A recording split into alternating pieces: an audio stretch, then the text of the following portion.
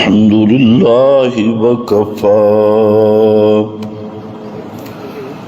والصلاة والسلام على سيد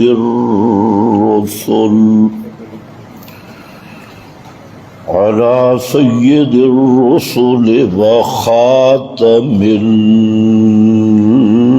الأنبياء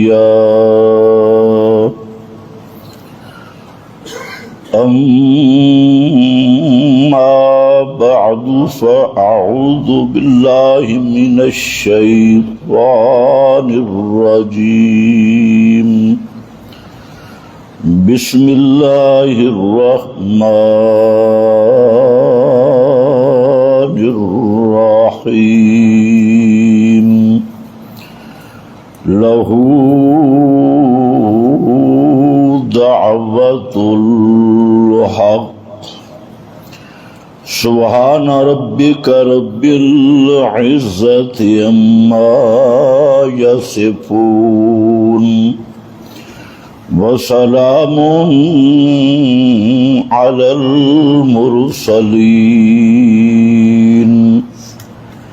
والحمد لله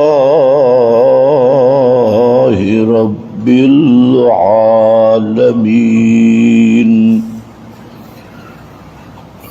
انتہائی قابل قدر بزرگوں اور بھائیوں، اور ربیع الاول کا مہینہ شروع ہو چکا ہے۔ اس ماہ خاص میں ایک معروف اور مشہور بدعت بڑے دھوم دھام سے منائی جاتی ہے، جس کو معنون کیا گیا ہے جشن عید میلاد النبی۔ خوبصورت نام ہے، جشن عید میلاد النبی۔ اور اس کے متعلق کہنے والے کہتے ہیں کہ یہ سب عیدوں سے بڑی عید ہے، سب عیدوں کی جان والی عید ہے، سب سے بڑی عید ہے، اور بھی اس کے کئی فضائل بیان کیے جاتے ہیں۔ عام آدمی یہی سمجھتا ہے کہ یہ کوئی دین کا حصہ ہے اور یہ کوئی دینی امر ہے، بلکہ آج کل تو اس کو محبت رسول کا معیار بنا دیا گیا کہ جو عید میلاد النبی نہ منائے وہ گستاخ ہے، بے ادب ہے، اور اس کو کہا جاتا ہے کہ سوائے ابلیس کے سب تو خوشیاں منا رہے ہیں۔ کہ ابلیس کہا گیا کہ جو اس بدعت کو نہ منائے، تو اس کو کہا گیا یہ ابلیس ہے، گستاخ ہے، فلاں ہے فلاں ہے۔ تو اس لیے فرض بن جاتا ہے عالم پر اور جاننے والے پر کہ ہر بدعت کی حقیقت کو واضح کرے اور اصل دین کی وضاحت کرے۔ تو اس لیے وقت بڑا کم ہے، میں چند باتیں عرض کروں گا جو بکھری ہوئی باتیں ہوں گی، لیکن سب کا معال والا تعلق اسی موضوع سے ہوگا۔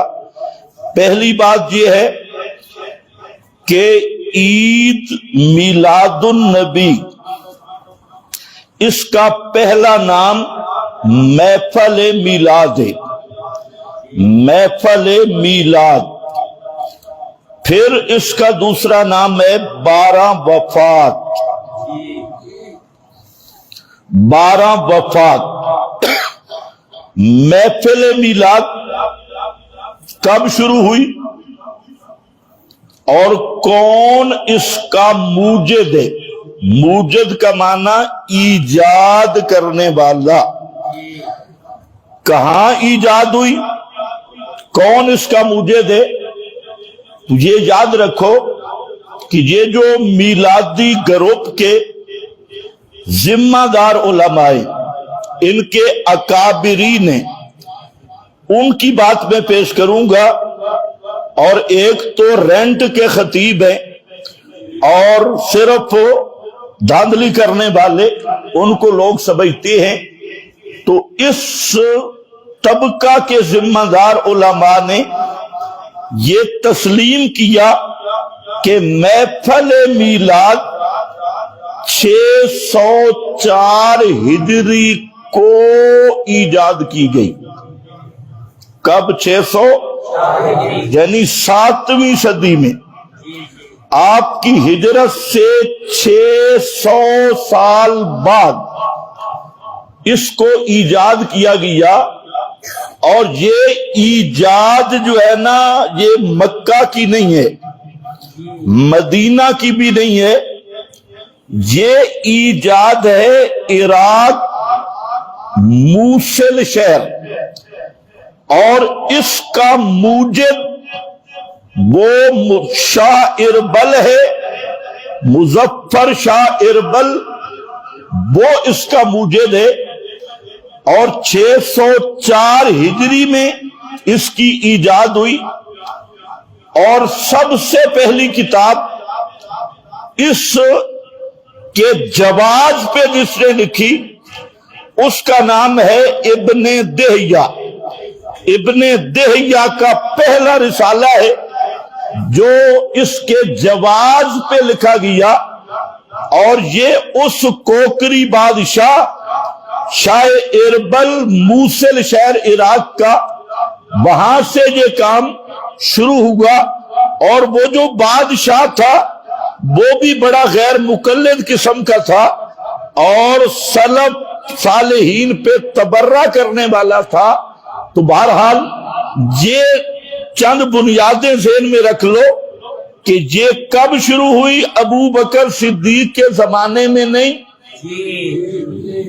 فاروق اعظم کے دور میں نہیں، حضرت عثمان کے دور میں نہیں، حضرت علی کے دور میں نہیں، حضرت حسن کے دور میں نہیں، حضرت معاویہ کے دور میں نہیں، خلفاء بنو امیہ کے دور میں نہیں. یہ شروع ہو رہی ہے 604 ہجری.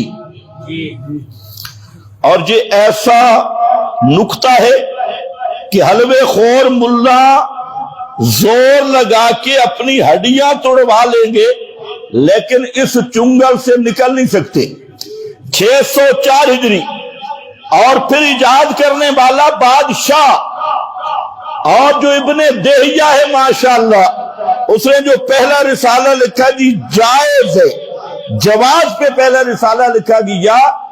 اور پھر اس طبقے کے 200 سے زائد مولوی متفق ہیں اسی بنیاد پہ کہ عید میلاد النبی تو اب بنی نا، محفل میلاد کی بات کر رہا ہوں. محفل میلاد 604 ہجری، عراق کا شہر موصل، اربلی بادشاہ مظفر، اس کی یہ ایجاد ہے اور 7ویں صدی کی ایجاد ہے. اور اگلا نقطہ جو سب کے نزدیک اتفاقی ہے وہ یہ ہے کہ یہ بدعت حسنہ ہے. بدعت ہے لیکن کیڑی بدعت؟ حسنہ، سونی بدعت. بدعت حسنہ حلوے والی بدعت، بدعت حسنہ چاولوں والی بدعت، بدعت حسنہ فیس والی بدعت، بدعت حسنہ یہ ملا کے سیزن والی بدعت. تو اس لیے یہ بدعت ہے اور بدعت حسنہ ہے. اب یہ جو بنیادیں ہیں، پہلی بنیاد شروع کب ہوئی؟ بولو 604. دوسری بنیاد کس نے کی؟ کس نے کی؟ بادشاہ مظفر. اور تیسرا کس نے؟ کہاں ہوئی؟ عراق کے شہر میں جہاں مادی چھپا ہے، عراق کے شہر سے برآمد ہوئی، مکہ سے نہیں، مدینہ سے نہیں، اور پھر اس کو متصوفہ نے پروان چڑھایا، اور پھر متصوفہ کا جب غلبہ ہو گیا سلطنت عثمانیہ پر، تو پھر اس کو مکہ میں بھی جگہ مل گئی، مدینہ میں بھی جگہ مل گئی ان متصوفہ کے دور میں اور ان کے اس عروج میں۔ تو بہرحال یہ، اور چوتھا نقطہ یہ ہے کہ یہ کیا ہے؟ بدعت حسنہ، سونی بدعت۔ اب یہ میں ایسی بات ہوائی فیرنگ نہیں کر رہا، یہ بات جو ہے چار بنیادیں، یہ اہل بدعت کی پہلی کتاب انوار ساتیہ عبدالسمیع رامپوری کی، جس پر احمد رضا خان کی تصدیق بھی ہے اور بڑے بڑے حضرات کی تصدیق ہے، تو مولانا عبدالسمیع رامپوری نے انوار ساتیہ میں یہ چاروں باتیں تسلیم کی۔ 604 ہجری عراق کا شہر موصل اور مظفر، اور پھر کہا کہ یہ بدعت حسنہ ہے، اور 25 کے قریب میلادی مولویوں کی تصدیقیں موجود ہیں، جس میں اعلی حضرت صاحب کی بھی تصدیق موجود ہے عبدالسمیع رامپوری کی اس تحریر پر۔ کتاب میرے پاس ہے۔ دوسرے نمبر پر اس طبقہ کے ذمہ دار عالم جسٹس پیر کرم شاہ الازہری، جو معروف پیر ہیں بھیرا کے پیر کرم شاہ صاحب، ان کی کتاب ضیاء النبی ہے سیرت پر۔ تو ضیاء النبی میں پیر کرم شاہ الازہری نے یہ چاروں حقیقتیں تسلیم کی کہ یہ کب، اس نے صاف لکھا کہ 3 زمانے مشہود لہا بالخیر، وہ 3 زمانے جن کی پیغمبر کریم نے شہادت دی تھی، خیر القرون کرنی ثم الذین یلونہم ثم الذین یلونہم، فرماتی ہیں ان 3 زمانوں میں یہ عمل نہیں تھا، یہ محفل نہیں تھی، ان 3 زمانوں کے بعد شروع ہوئی۔ کہاں سے شروع ہوئی؟ کس نے شروع کی؟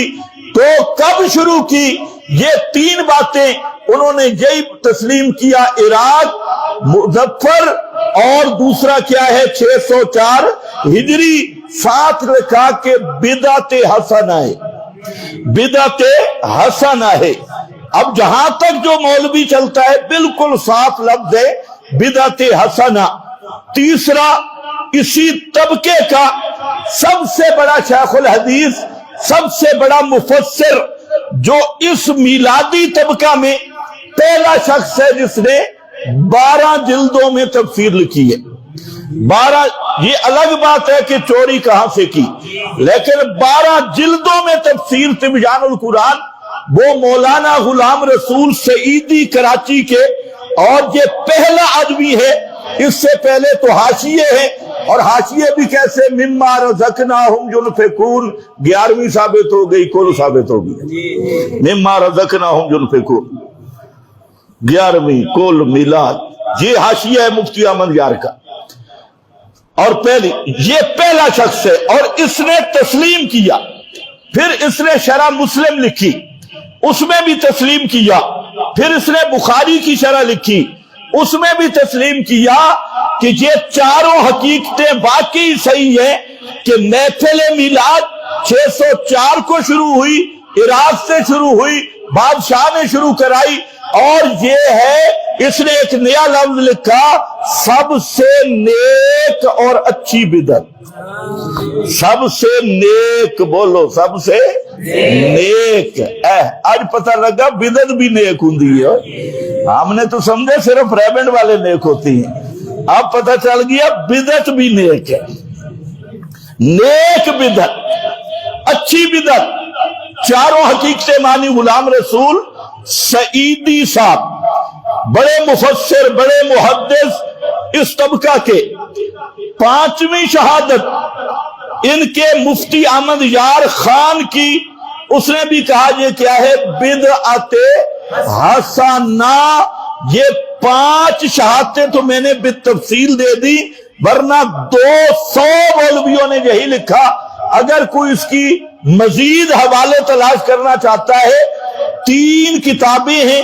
ایک ہے کہ میلاد الرسول، دوسرا میلاد النبی، اس پہ 2 رسالے ہیں، جس میں 20 رسالے جمع کیے گئے ہیں، اور جتنے رسالے، یہ 3 جلدیں ہیں، ان میں 200 سے زائد مقامات پہ یہی 4 حقیقتیں لکھی ہیں۔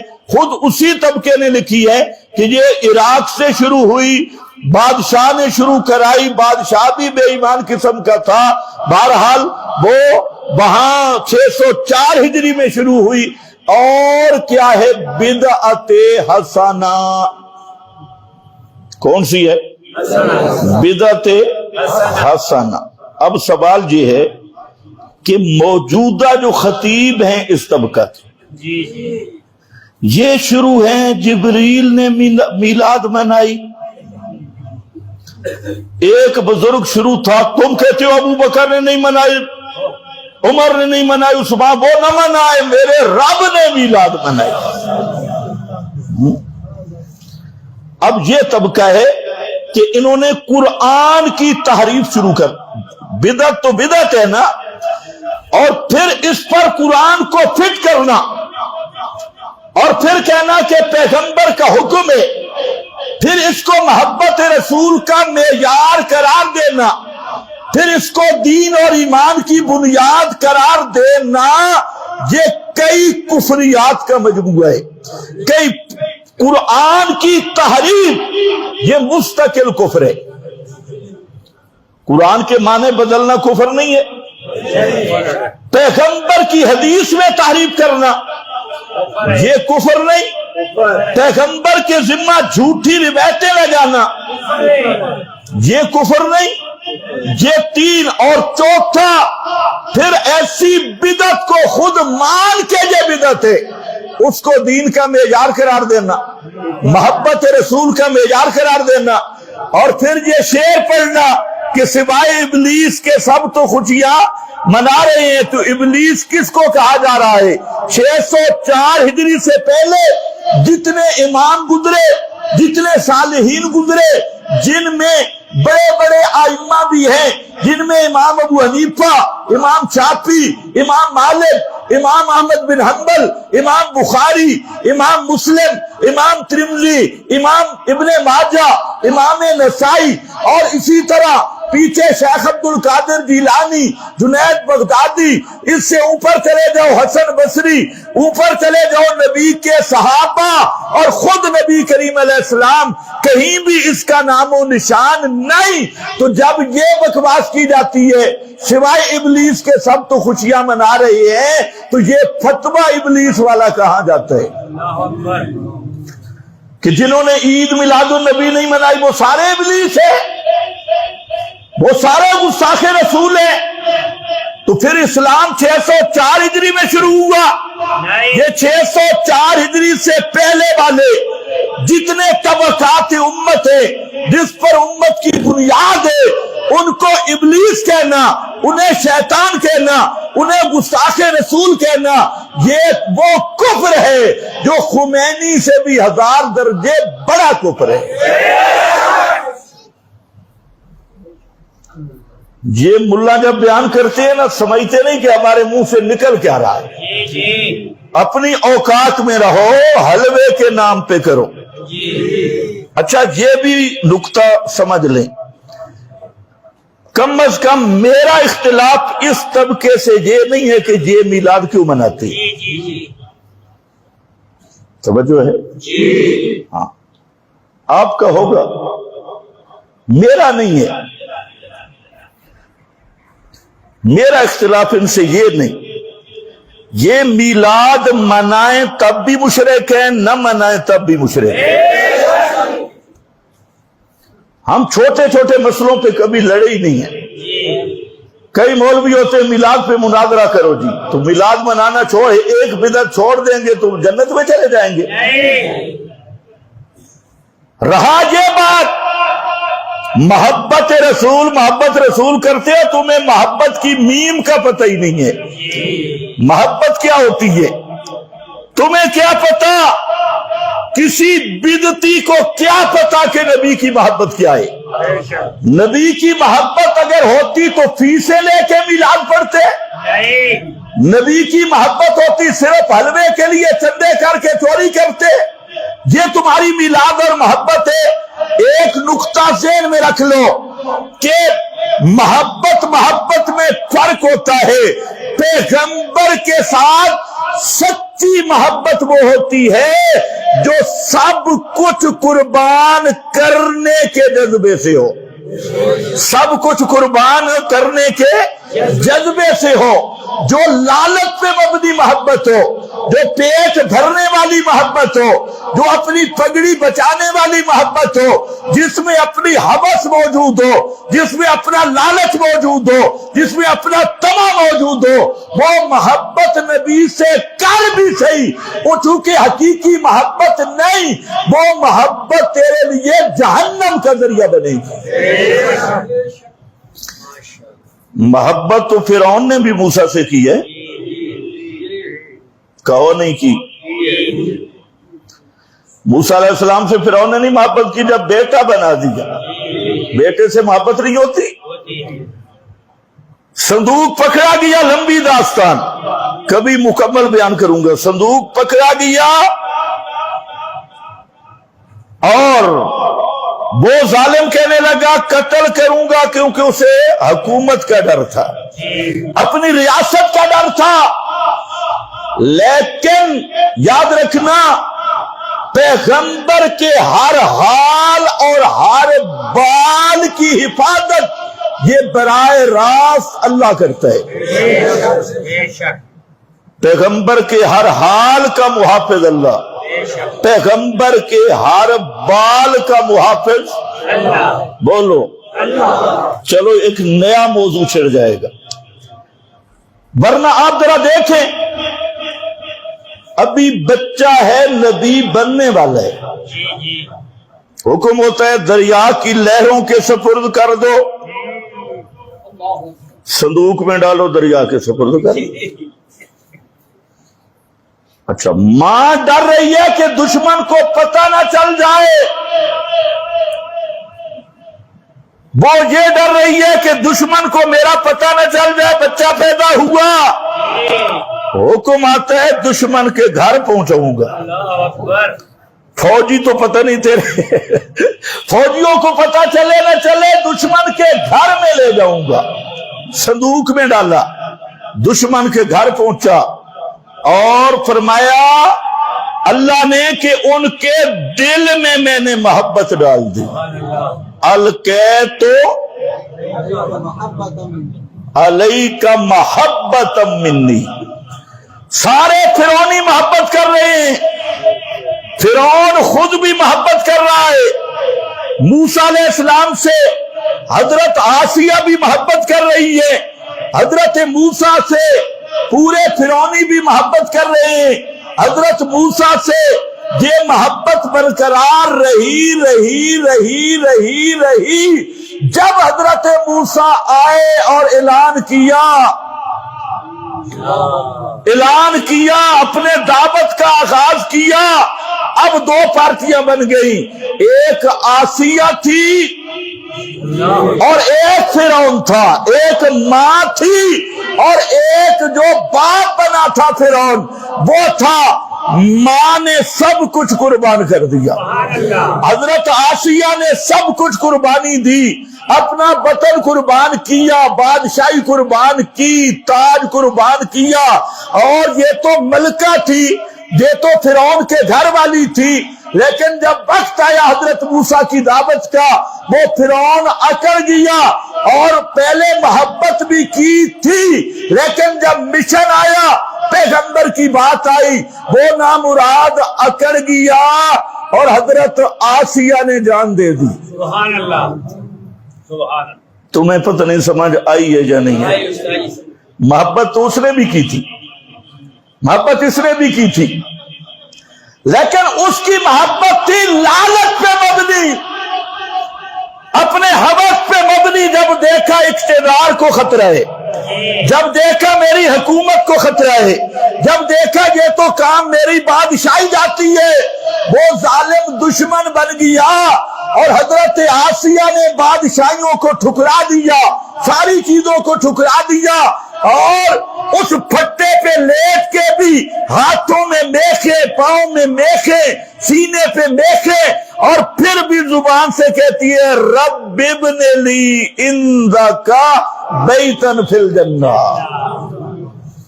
ये जुमला है सोचने वाला, रब इब्ने ली। सामने फिरौन की इमारत है, फिरौन का असेंबली हॉल, रेस्ट हाउस है, सामने फिरौन का महल है और हजरत आसिया फट्टे पे पड़ी हुई है, नजरें फिरौन के महल की तरफ है और कहा जा रहा है कि मूसा का सबक छोड़ दे, ला इलाहा इल्लल्लाह, ये सबक छोड़ दे हजरत मूसा का। लेकिन हजरत आसिया की मोहब्बत सच्ची है और जब सच्ची मोहब्बत हो तो फिर माल की कुर्बानी भी देनी पड़ती है, फिर खिताबत की कुर्बानी भी देनी पड़ती है, फिर जमात की कुर्बानी भी देनी पड़ती है, फिर अकाबिर की कुर्बानी भी देनी पड़ती है, फिर सारी दुनिया से टक्कर लेनी पड़ती है और सिर्फ पैगंबर की मोहब्बत पे पक्का होना पड़ता है।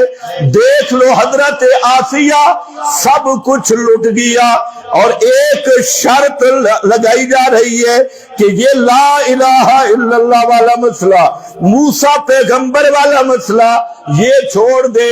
लेकिन हजरत आसिया के लफ्ज देखो, उनसे बात ही नहीं करती, कहती है रब्बे, ऐ मेरे परवरदिगार, इब्ने ली इंदका बैतन फिल जन्ना, मुझे दुनिया की जरूरत ही नहीं, फिरौन की बादशाहियों की जरूरत भी नहीं, दुनिया की ऐश और उशरत की जरूरत भी नहीं, दुनिया के मालो मता की जरूरत नहीं। मेरी एक ही तमन्ना है, तेरी वजह से मैंने कुर्बानी दी, अब अपने पड़ोस में मुझे मकान दे दे, जन्नत में मकान दे दे। ये वो मोहब्बत है। मोहब्बत तो यूसुफ के साथ मिस्र की किराड़ियां ने भी की है और वो भी थी ना बुजुर्गा, कद शगफहा हुब्बा हुब्बा हुब्बा, शगफहा हुब्बा, कि हजरत यूसुफ उसके दिल के पर्दे चीर के उसकी मोहब्बत उसके अंदर चली गई। दिल के पर्दों के भी अंदर चली गई मोहब्बत। फायदा हुआ? नहीं। बोलो बोलो। नहीं। खिलाड़ियों को फायदा हुआ? नहीं। नहीं, क्यों? है तो नबी के साथ मोहब्बत, लेकिन याद रख मेरा भाई, तू खुद बयान करता है बाबे अबू लाहब ने मीलाद मनाई, बड़ी दलील तुझे है, बाबे अबू लाहब ने मीलाद मनाई।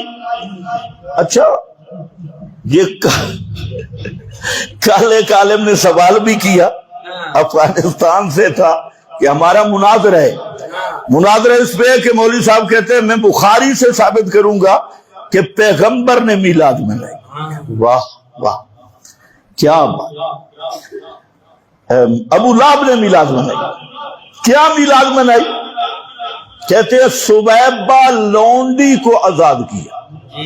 यानी इन झूठों का अंदाज देखो, नाम बुखारी का लेंगे और बुखारी में मसला क्या चल रहा है वो कभी नहीं बयान करेंगे।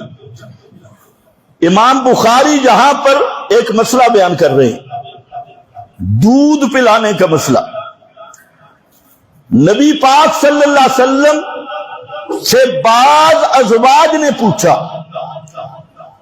बाज ने दरखास्त की कि फला औरत के साथ आप निकाह करें तो अच्छा होगा। हजरत उम्मे हबीबा ने दरखास्त की, एक तो वो हजरत उम्मे हबीबा की बहन थी, तो नबी पाक अलैहिस्सलाम ने फरमाया 2 बहनों से तो निकाह नहीं होता। फिर तज़किरा चला, उन्होंने अर्ज की कि अल्लाह के महबूब, हमें खबर पहुंची है कि आप उम्मे सलमा की बेटी, जो रबीबा थी अबू सलमा की बेटी थी, उम्मे सलमा की पहली शादी अबू सलमा से थी, उनसे बेटी है और उनका नाम दुर्रा, बाद में और नाम भी लिखे, ज़ैनब भी लिखा और नाम भी लिखे, उनसे आप शादी का आपका प्रोग्राम है। तो नबी पाक सल्लल्लाहु अलैहि वसल्लम ने फरमाया कि उसके साथ मेरे 2 रिश्ते हैं। एक रिश्ता यह है कि वो मेरी बीवी के पहले खामन की बेटी है, जिसको रबीबा कहती है, और दूसरा रिश्ता यह है कि जो उसका बाप है अबू सलमा, वो मेरा रजाई भाई है। मुझे और अबू सलमा को सुवैबा ने दूध पिलाया है, मुझे और अबू सलमा को सुवैबा ने दूध पिलाया, और हजरत हमजा को भी सुवैबा ने दूध पिलाया। बस ये बात है, इमाम ने ये जिक्र किया, हदीस इतनी है। अब इससे मिलाद कहां से साबित हुई भाई? अबू लहब वाली मिलाद कहां से साबित हुई? ये हदीस है। अब बुखारी, ये लोग ना बुखारी समझते हैं ना इनके बस में। अब ये रिवायत 5 मकाम पे बुखारी में है, और एक मकाम पे एक तालीक है, काला उर्वा, वो हदीस नहीं तालीक है। इनको ये नहीं पता कि तालीक क्या होती है, हदीस क्या होती है। इन्होंने कहा बुखारी में आ गया। भाई बुखारी में तो बहुत कुछ मौजूद है। इमाम बुखारी ने जो सेहत का इल्तिजाम किया कि मैं सही अहदीस लाऊंगा, वो मरफू अहदीस है, मुस्नद मरफू है, उनके बारे में इमाम ने जिम्मेदारी ली। और जो बुखारी की मुअल्लक रिवायात हैं या अकवाल हैं, इनकी इमाम बुखारी ने खुद भी जिम्मेदारी नहीं ली कि मैं बासनद लाऊंगा जो उनकी सनद सही होगी। बुखारी में बहुत सारी ऐसी तालीकात हैं जिनकी सनद सही नहीं, उनकी सनद पे बात होती है बाकायदा, लेकिन इन बेचारों को बुखारी का क्या पता। और आज तो देवबंदी भी बुखारी नहीं समझता, बरेली क्या समझेगा? ये तो हमारे उस्ताद जी ने फरमाया, ये बुखारी की मुस्नद मरफू हदीस नहीं, ये काला उर्वा से तालीक है। अच्छा, तालीक क्या है? तालीक में भी कोई बात नहीं। तालीक सिर्फ ये है कि अबू लहब वो किसी बुजुर्ग के ख्वाब में आया, मरने के बाद ख्वाब में मिला। तो अबू लहब की बड़ी बिगड़ी शक्ल थी, तो इस बुजुर्ग ने पूछा, बाबा क्या हाल है? कहते जब से मरा हूं ना सुकून नहीं पाया, और मेरे साथ बहुत लतरेशन होती है, लेकिन मेरी ये उंगली और अंगूठे के दरमियान से एक सोमवार वाले दिन या एक दिन पानी निकलता है, वो मैं चूस लेता हूं। क्यों पानी निकलता है? मिलाद बनाई थी? नहीं, इस तालीक में भी नहीं। कहते मैंने सुवैबा लोंडी को आजाद किया था, इसलिए वो पानी का कतरा निकलते और मैं चूस लेता हूं। और मिलाद की बात तो तुम्हारे बाबा अबू लहब ने भी नहीं की हो। अबू लहब ये अबू लहबी पार्टी है। ताज्जुब है, एक तरफ ये हमारे दोस्त है मिलादी, और दूसरी तरफ हमारे वो है फराडी। ये मिलादी है, वो फराडी है। वो फराडी पार्टी दलील लाती है, अबू जाल सुन है। जब मुर्दे सुनने पे दलील हो तो कलीबे बदर वालों ने सुना था, लिहाजा हमारा दादा भी सुनता है। हमारा दादा कोई अबू जाल से कम है? हाँ, बिल्कुल एक तो एक जैसे, बहरहाल वो खर की आदत तो इन्होंने दलील लाई अबू जाल से मुर्दे के सुनने पे। ابو جال، اور انہوں نے میلاد پہ دلیل لائی ابو لہب سے. معلوم ہوتا ہے نانی بیڑا ایک ہی ہے. وہ ابو جال کو دلیل بنا رہے ہیں، یہ ابو لہب کو دلیل بنا رہے ہیں. مردے سنتے ہیں جی بابا دلیل ابو جال ہے، اور میلاد ثابت ہو گیا دلیل ابو لہب ہے. میں نے کہا اوے ابو جال اینڈ کمپنی، او ابو لہب اینڈ کمپنی، جہاں پر ڈنڈی نہ مار، جہاں پر کیا ہے اطاقتی کے لفظ ہے. میں نے سویبہ کو آزاد کیا تھا. اچھا اب آگے ذرا چلو. یہاں ابن حجر نے لکھا ہے کہ یہ روایت، یہ جو تعلیق ہے یہ صریح قرآن کے خلاف ہے. ابن حجر نے لکھا صریح قرآن کے خلاف ہے. قرآن صاف کہتا ہے کسی کافر کے عمل کا کوئی ثواب نہیں. اور ابو لہب کے بارے میں تو تبت یدا ابی لہب ما اغنی